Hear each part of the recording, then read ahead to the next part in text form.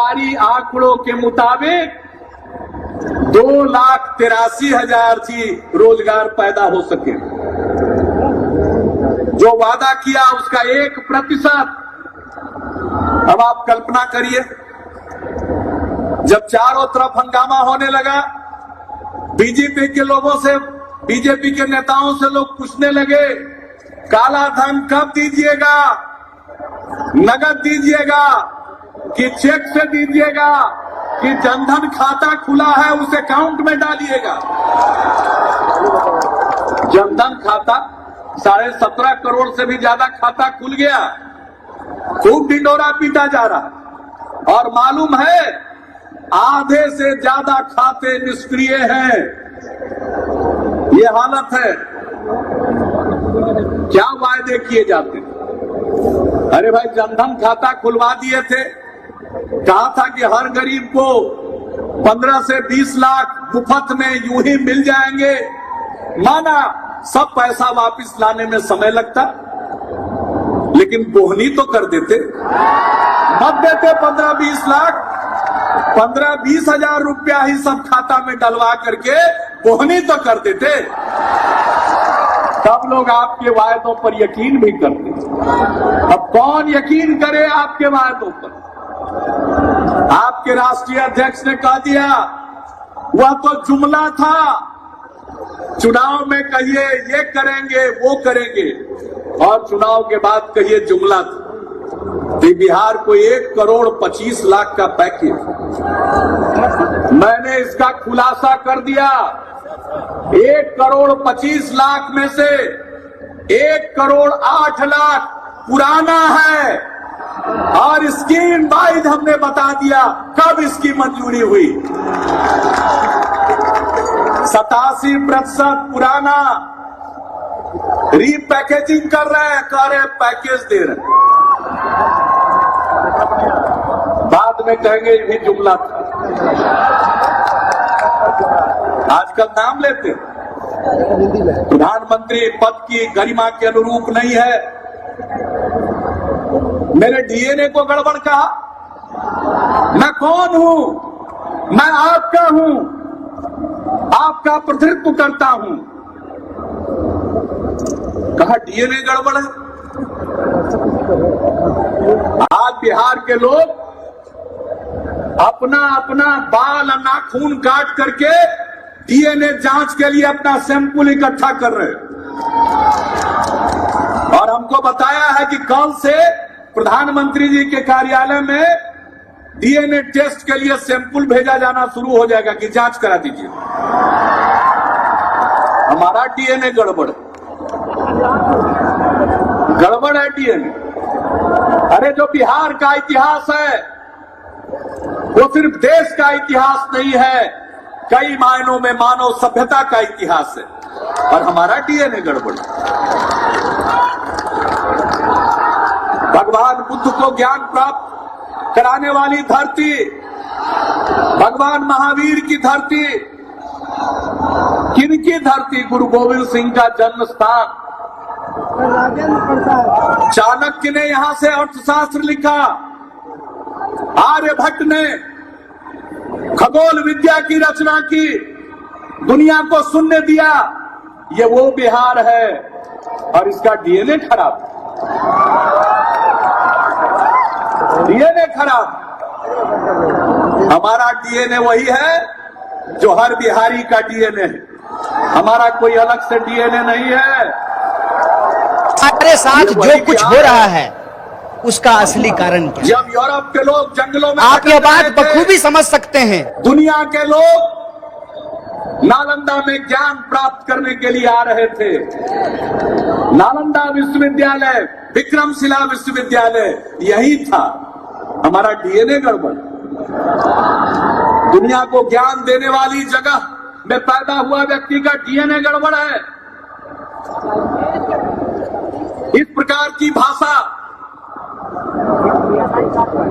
चंद्रगुप्त मौर्य यही, उन्होंने यहीं से शासन किया। सम्राट अशोक यहीं के थे।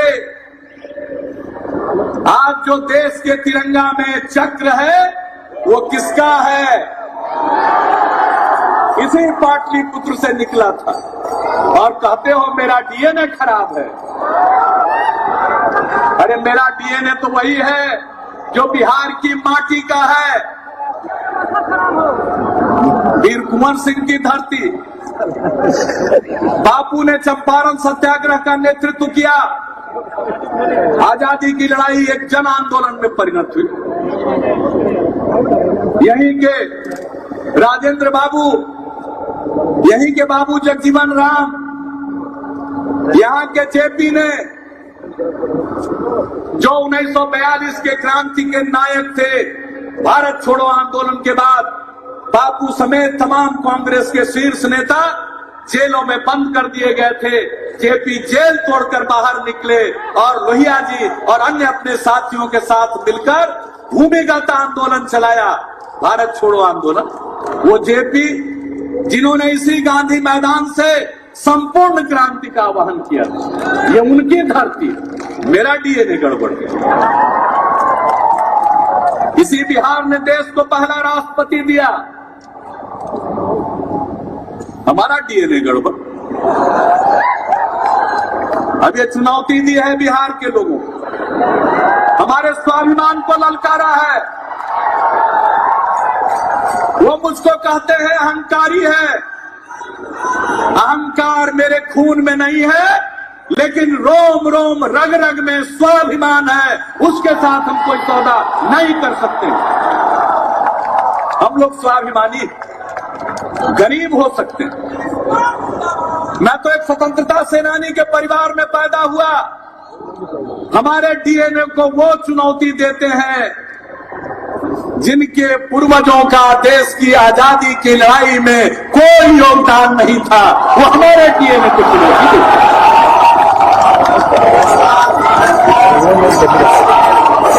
हम लोगों ने, लालू जी भी यहां बैठे हैं, शरद जी भी बैठे हैं, हम लोगों ने जेपी के चरणों में बैठकर लोकतंत्र का पाठ सीखा है और कहते हो तुम्हारा डीएनए गड़बड़ है।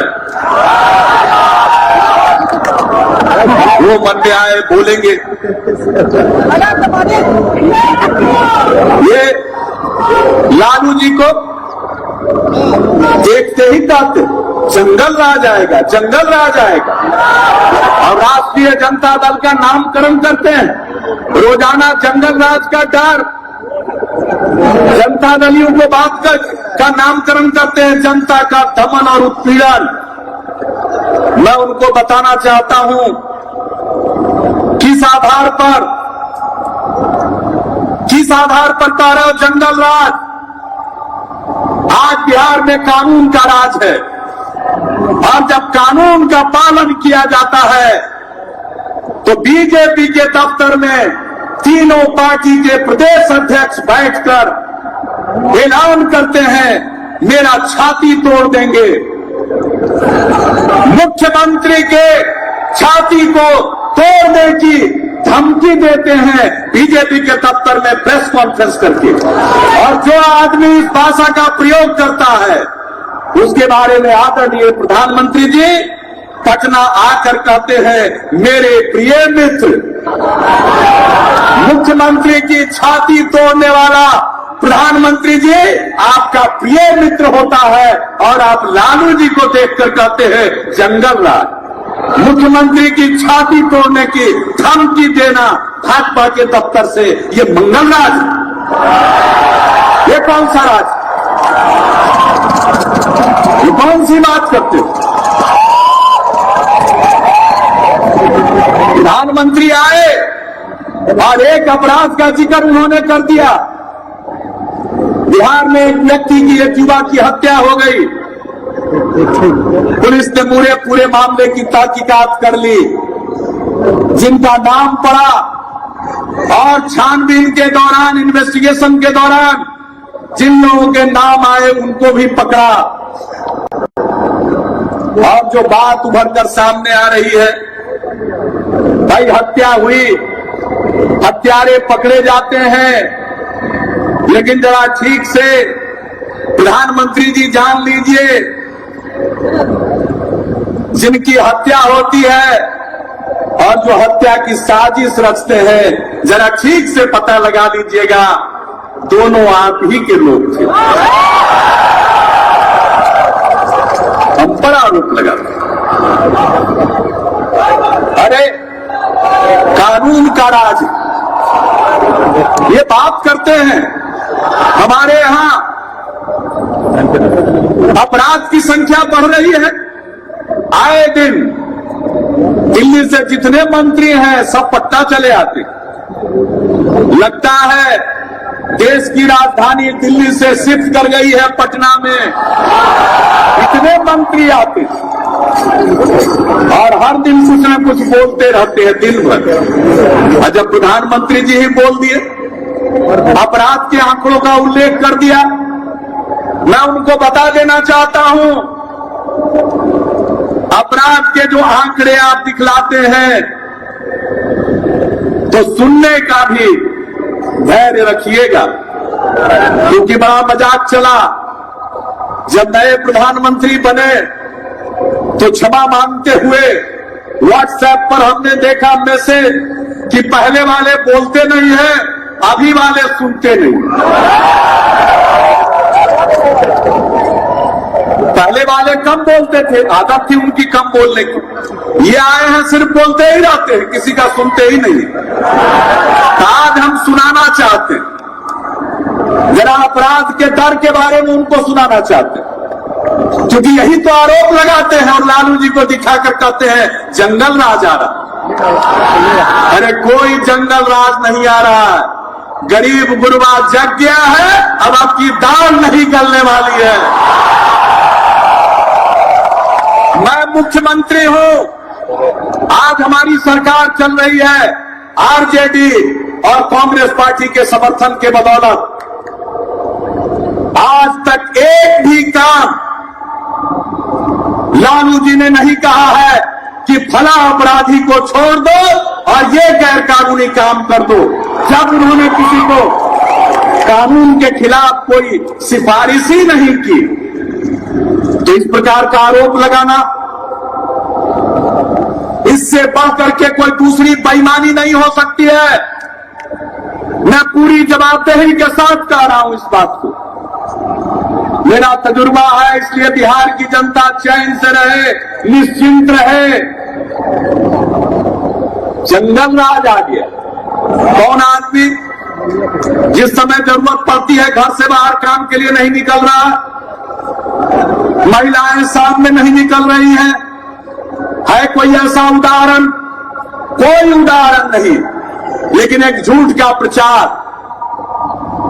ये सब हिटलर के प्रचार मंत्री गोएबेल्स के अनुयायी हैं, जिसका सिद्धांत था एक झूठ को बार बार दोहराओ, सच का रूप धारण कर लेगा। रोज झूठ बोल रहे, अपराध बढ़ रहा, अपराध बढ़ रहा। अरे कहां बढ़ रहा है अपराध? अपराध तो सब जगह होते हैं, लेकिन अपराध कहां ज्यादा कहां कम हो रहे हैं, इसको मापने का कोई मापदंड होगा।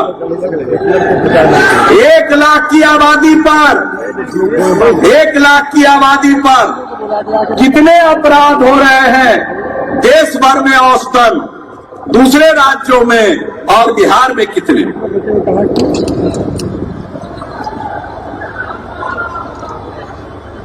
राष्ट्रीय अपराध अभिलेख ब्यूरो, प्रधानमंत्री जी ने उद्धृत किया था हमारे पुलिस के वेबसाइट को कि उस पर अपराध के आंकड़े, एक आंकड़े लेकर उन्होंने अपनी बात कही थी।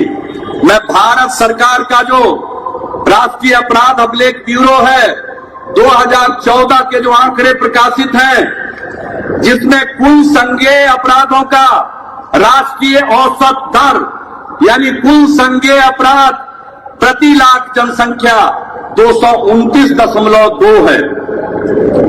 दिल्ली में राष्ट्रीय औसत 229, दिल्ली में 767। दिल्ली की पुलिस किनके हाथ में? केंद्र सरकार के हाथ में। तो दिल्ली का हाल ले लीजिए, नाक के नीचे 56 इंच का, नाक के नीचे दिल्ली में अपराध का दर है 767.4। मध्य प्रदेश व्यापम वाला प्रदेश 358.8, हरियाणा 298.2, छत्तीसगढ़ 229.7, गुजरात अपना वाला जो मॉडल देश में है 213.3, महाराष्ट्र 212.3 और बिहार का नंबर 22वें पर है। यहाँ है 174.2। अरे बताइए भाजपा के लोगों, 1 लाख की आबादी पर अपराध दर जिसका राष्ट्रीय औसत 229 है, बिहार का नंबर 22वां 174 है। ये जंगल राज है। आपका महाराष्ट्र, गुजरात, छत्तीसगढ़, हरियाणा, मध्य प्रदेश और दिल्ली क्या है? पहला स्थान दिल्ली, तीसरा स्थान मध्य प्रदेश, चौथा स्थान हरियाणा। क्या हाल है? किनका शासन? इनके हाथ में है कानून व्यवस्था। अब फैसला कर लीजिए। कहते हैं लालू जी के आने से जंगल राज, भाई सब जगह पर है मंगल राज। अब हम कितना बता दें, समय लगेगा, ज्यादा समय लग जाएगा। सब प्रकार के आंकड़े हैं, लेकिन एक आंकड़ा महिलाओं के विरुद्ध अपराध, बिहार देश में 26वें स्थान पर है, दिल्ली फिर पहला, मध्य प्रदेश छठा। अब आप कल्पना करिए, महिलाएं यहां उनके राज्य की तुलना में बहुत ज्यादा सुरक्षित, प्रति लाख की आबादी पर अपराध का दर कम। आलोचना हमारी तो इस प्रकार के भ्रम को फैलाकर ये कुछ भी कह सकते, इसलिए सचेत होना। एक चीज मैं कहकर दूसरी बातों की चर्चा करके अपनी बात जल्दी से जल्दी समेटना चाहूंगा। एक बात प्रधानमंत्री जी ने कह दिया, इसी साल का उदाहरण देकर कि जनवरी के तुलना में जून में अपराध बिहार में ज्यादा बढ़ गया। हमने पूरे बिहार का आंकड़ा देखा, वर्षों वर्षों का आंकड़ा देखा, देश का आंकड़ा देखा, तो हमने ट्रेंड देखा कि गर्मी में कुछ अपराध बढ़ते हैं, क्योंकि सबका दिमाग थोड़ा थोड़ा गर्म हो जाता है। और उस बीच आप देखते होंगे, हम बार बार पुलिस वालों को कहते हैं कि इन दिनों दिमाग गर्म होता है, ठीक से ठंडा कीजिए, हम ये बोलते रहते। लेकिन बताइए, मानो अनोखा बिहार हो, अनूठा बिहार हो। इसके बारे में हमने आंकड़े देखे, जनवरी की अपेक्षा जून में प्रत्येक वर्ष कुल संज्ञेय अपराधों की संख्या में हमेशा अधिकांश राज्यों में वृद्धि पाई गई।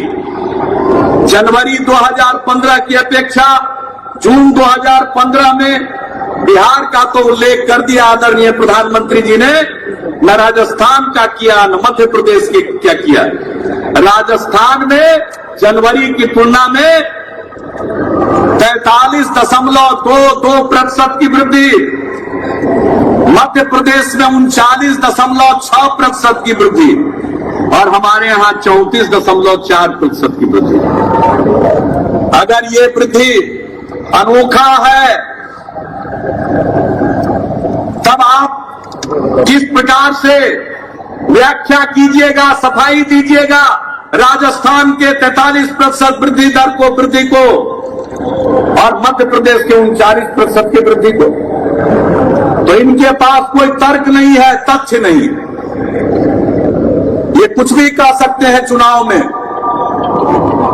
इनकी कोई मर्यादा नहीं। चुनाव के बाद भूल जाएंगे, इसलिए इनके पैकेज का भंडाफोड़ कर दिया। अरे भाई आए थे चुनाव में तो आपने विशेष राज्य के दर्जा का भी वादा किया था, अब मुकर क्यों रहे हैं? और विशेष राज्य के दर्जा में हमने बताया 1,25,000 करोड़ में से 1,08,000 करोड़ पुराना है, आपका इसमें कोई योगदान नहीं। पैकेज कैसे हो सकता? ये तो वही बात हुई जैसे जाली नोट, देखने में तो नोट जैसा लगता है लेकिन बाजार में उसकी कोई कीमत नहीं होती है, उसी तरह से है ये 1,25,000 करोड़ में से 1,08,000 करोड़। अरे वो तो पहले से स्वीकृत, इसलिए ये लोगों को झांसा देना चाहते। जवाब नहीं चल रहा, जवाब नहीं चल रहा। इसलिए आप सबसे यही अपील है, जिनके वायदों पर यकीन नहीं, बिहार तरक्की कर रहा, सालाना विकास दर औसतन 10% है, हम आगे बढ़ रहे हैं, लेकिन राष्ट्रीय औसत तक पहुंचने में अगर यह रफ्तार भी कायम रही तो 25 से 30 साल लगेगा।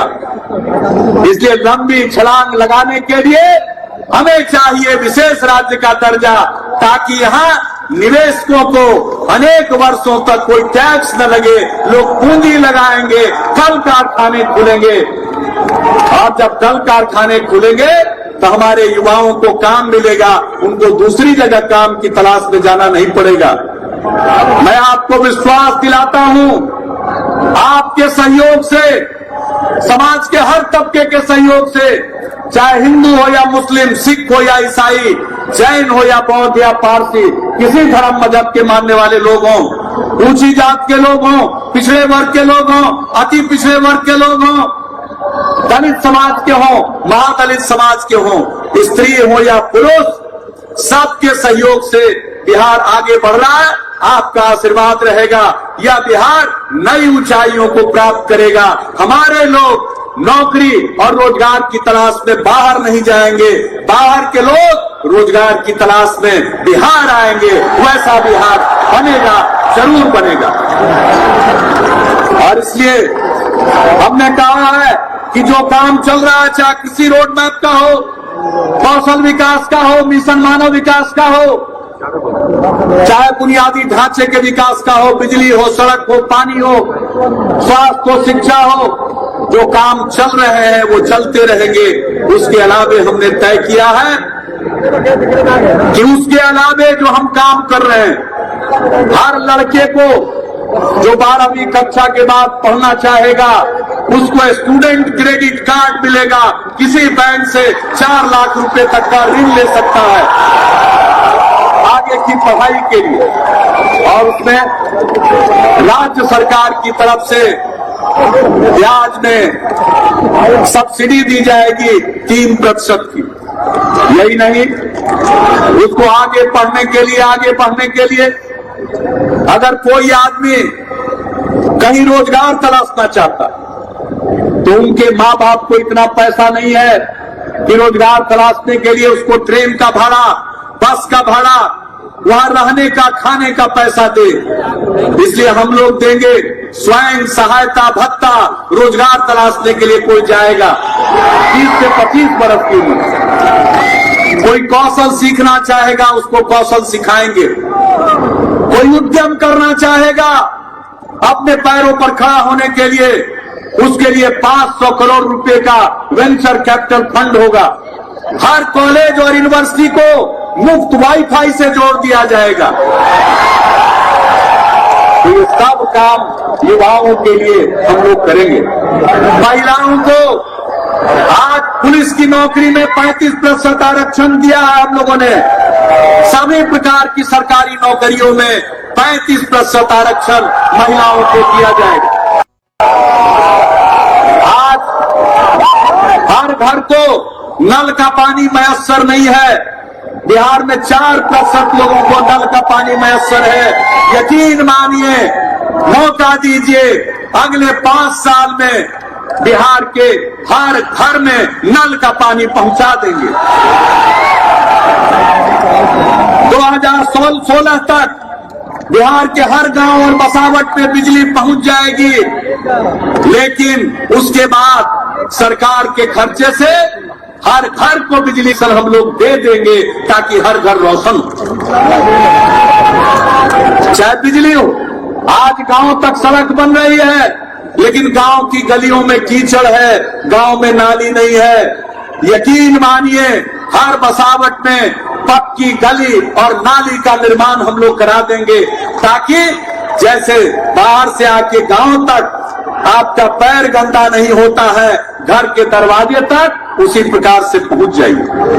और यही नहीं, लोगों के पढ़ने के लिए और नए institute, medical college, engineering college, nursing college, nursing school, polytechnic, सब तरह का पैरामेडिक इंस्टीट्यूट, ITI सब खोले जाएंगे, ताकि कोई जो करना चाहे अपनी मर्जी के मुताबिक वो काम करे। और जो काम चल रहा है उसके अलावे 5 साल में ये काम करेंगे। अनुमान लगाया है 2,70,000 करोड़ रुपए खर्च आएंगे। खर्च का इंतजाम होगा, कह रहे पैसा कहां से आएगा?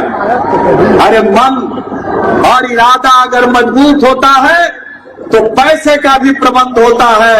बिहार आगे बढ़ रहा है, हमारी अपनी आमदनी बढ़ रही है, हमारी कर्ज लेने की सीमा बढ़ रही है, सब कुछ हो रहा, हमारा अपना रिसोर्सेज बढ़ रहा। हम ये सब काम हम लोग करेंगे और हम लोग जो कहते हैं उसको करते हैं।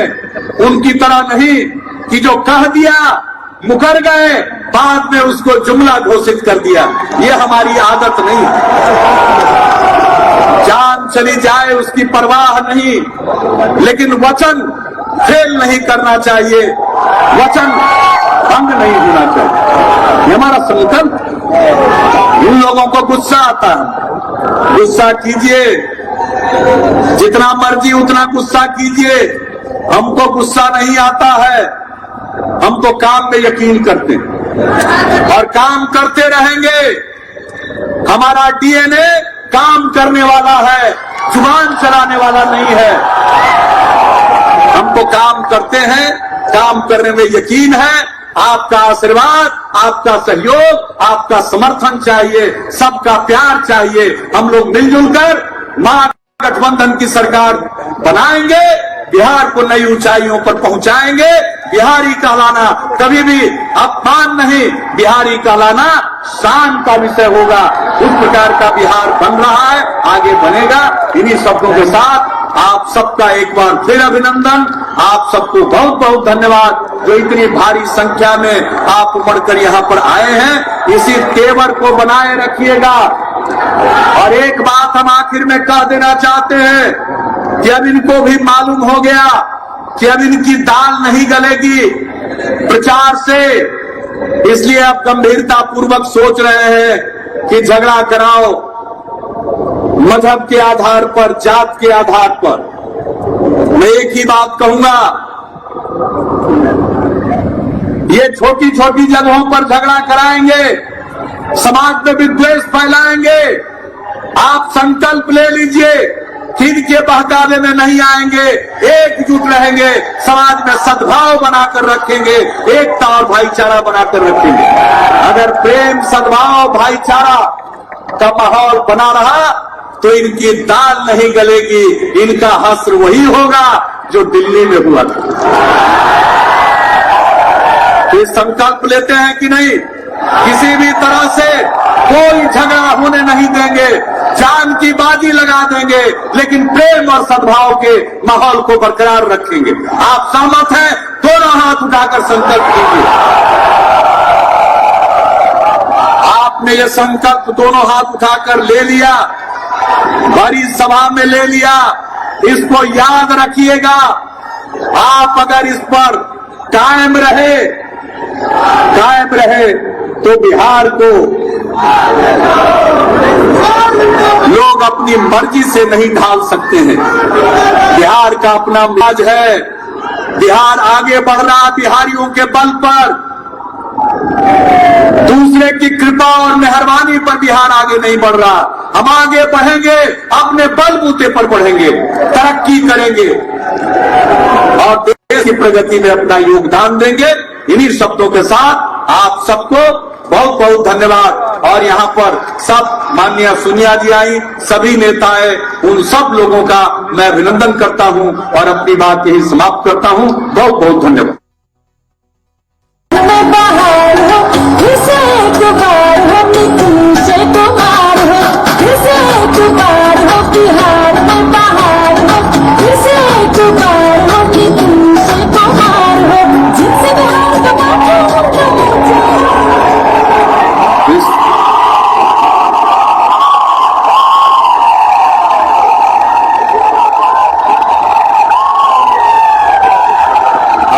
आपकी इजाजत हो तो बोलना शुरू करें।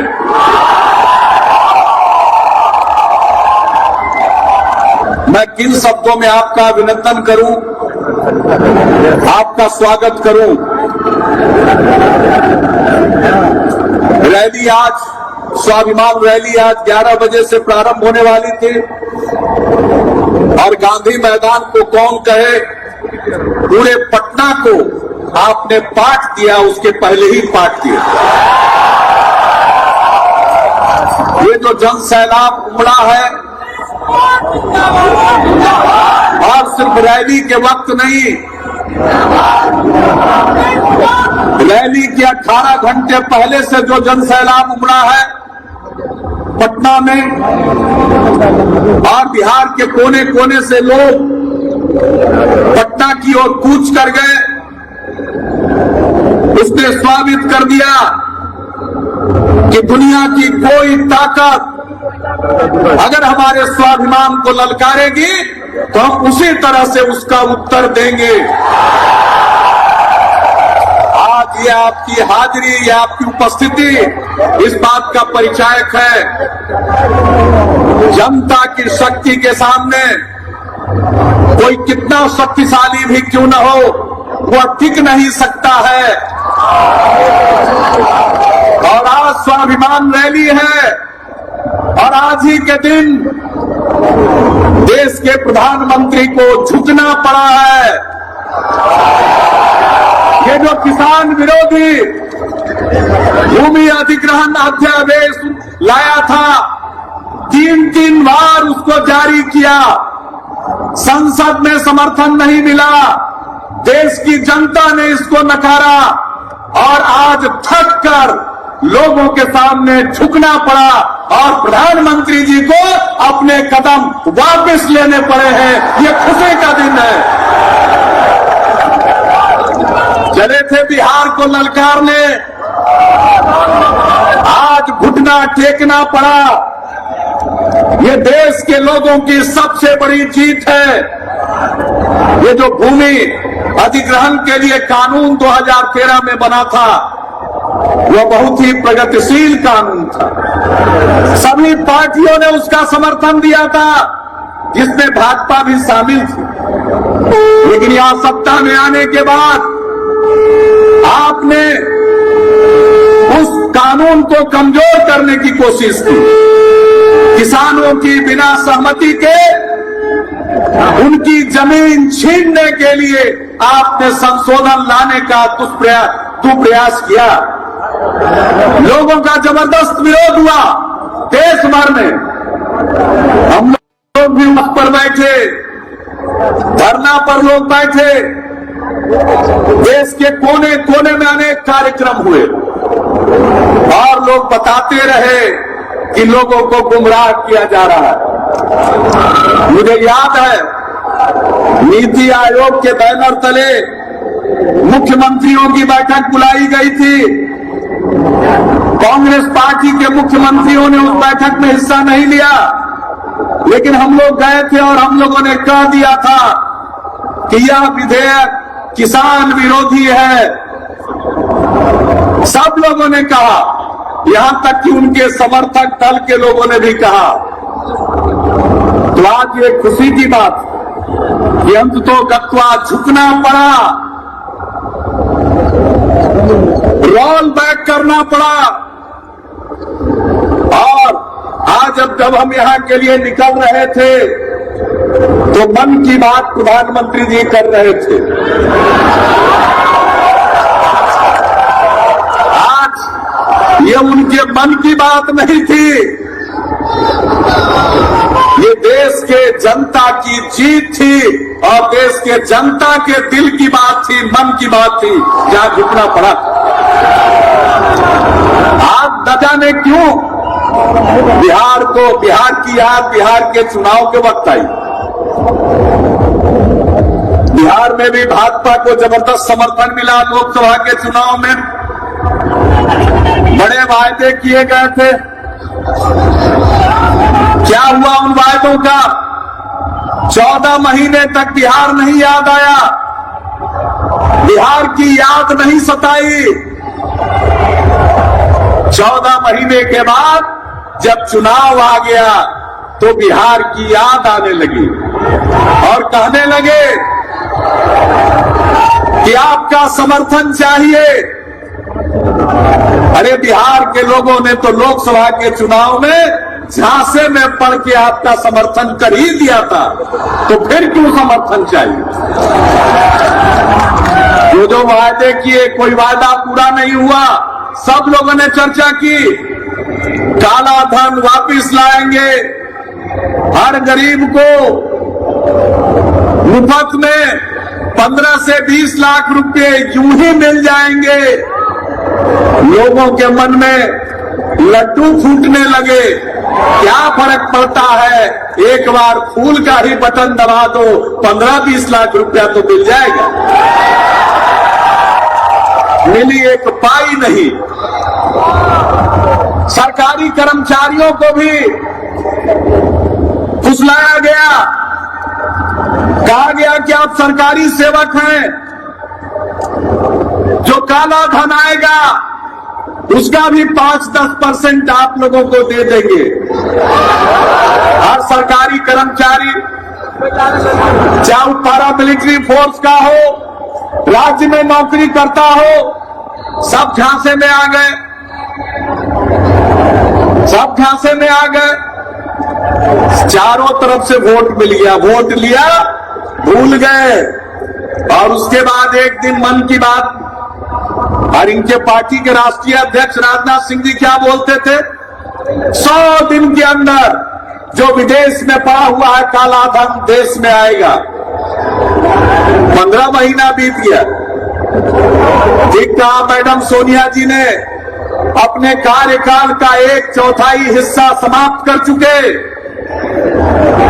एक वायदे को नहीं निभाया। चारों तरफ युवाओं में आकर्षण पैदा हुआ, नौकरी मिलेगी। क्या हुआ? नौकरी मिली?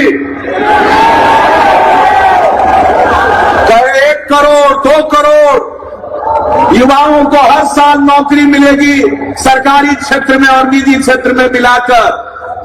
पता है, सरकारी आंकड़ों के मुताबिक 2,83,000 थी रोजगार पैदा हो सके।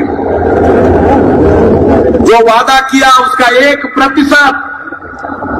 अब आप कल्पना करिए, जब चारों तरफ हंगामा होने लगा, बीजेपी के लोगों से, बीजेपी के नेताओं से लोग पूछने लगे, काला धन कब दीजिएगा? नगद दीजिएगा कि चेक से दीजिएगा कि जनधन खाता खुला है उस अकाउंट में डालिएगा? जनधन खाता 17.5 करोड़ से भी ज्यादा खाता खुल गया, खूब ढिंढोरा पीटा जा रहा। और मालूम है आधे से ज्यादा खाते निष्क्रिय हैं। ये हालत है। क्या वायदे किए जाते? अरे भाई, जनधन खाता खुलवा दिए थे, कहा था कि हर गरीब को 15 से 20 लाख मुफ्त में यूं ही मिल जाएंगे। माना सब पैसा वापस लाने में समय लगता, लेकिन बोहनी तो कर देते। मत देते 15-20 लाख, 15-20 हजार रुपया ही सब खाता में डलवा करके बोहनी तो कर देते। तब लोग आपके वायदों पर यकीन नहीं करते। अब कौन यकीन करे आपके वादों पर? आपके राष्ट्रीय अध्यक्ष ने कह दिया वह तो जुमला था, चुनाव में कहिए ये करेंगे वो करेंगे और चुनाव के बाद कहिए जुमला था। कि बिहार को 1,25,00,000 का पैकेज, मैंने इसका खुलासा कर दिया।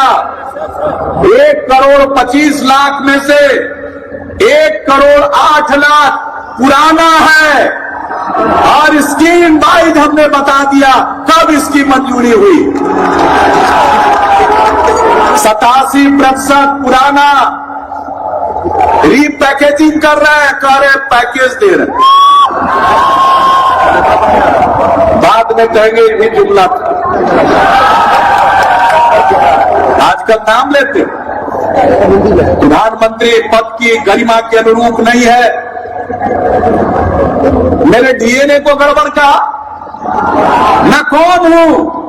मैं आपका हूं, आपका प्रतिनिधित्व करता हूं। कहा डीएनए गड़बड़ है। आज बिहार के लोग अपना अपना बाल नाखून काट करके डीएनए जांच के लिए अपना सैंपल इकट्ठा कर रहे हैं और हमको बताया है कि कल से प्रधानमंत्री जी के कार्यालय में डीएनए टेस्ट के लिए सैंपल भेजा जाना शुरू हो जाएगा कि जांच करा दीजिए। हमारा डीएनए गड़बड़ है डीएनए। अरे जो बिहार का इतिहास है वो सिर्फ देश का इतिहास नहीं है, कई मायनों में मानव सभ्यता का इतिहास है और हमारा डीएनए गड़बड़। भगवान बुद्ध को ज्ञान प्राप्त कराने वाली धरती, भगवान महावीर की धरती, किनकी धरती? गुरु गोविंद सिंह का जन्म स्थान। चाणक्य ने यहां से अर्थशास्त्र लिखा, आर्यभट्ट ने खगोल विद्या की रचना की, दुनिया को सुनने दिया। ये वो बिहार है और इसका डीएनए खराब, डीएनए खराब। हमारा डीएनए वही है जो हर बिहारी का डीएनए है, हमारा कोई अलग से डीएनए नहीं है, ये वही बिहार है। जब यूरोप के लोग जंगलों में भटक रहे थे